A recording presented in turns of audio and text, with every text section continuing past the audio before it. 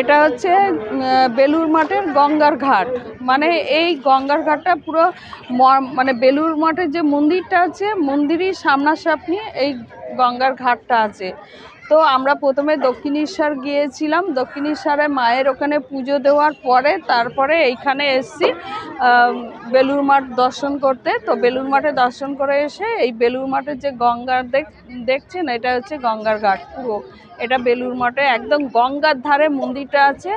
মানে খুব সুন্দর লাগবে, আপনারা আসলে খুব ভালো লাগবে। এত সুন্দর জায়গা, এত সুন্দর একটা পরিবেশ, যেন মনকে একদম শান্ত করে দেবে, এত সুন্দর লাগে। আমরা প্রায় সময় এসে থাকি, কারণ আমার বাড়ির থেকে বেশি দূর না, মেট্রো করে আসলে পুরো 1 ঘন্টা এরকম লাগে। তো ওখানে তো আমরা এখানে আগে আসি না, আগে মায়ের বাড়ি যখনই আসি মায়ের বাড়ি দর্শন করে তারপর এখানে আসি। মা দক্ষিণেশ্বরের ওখান থেকে পুজো দিয়ে তারপর বেলুড় মাঠে প্রবেশ করি। তো এখানে সকাল 11টা থেকে 12টা পর্যন্ত খোলা থাকে, আর এদিকে বিকালে 4টের সময় খুলে দেয়।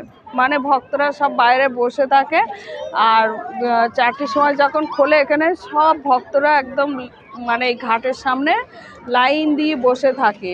মানে এখানে প্রচুর প্রচুর আজকে ভিড়, কারণ যেহেতু আজকে 15 আগস্ট, ওই জন্য ভিড়ভাড়টা প্রচুর আছে।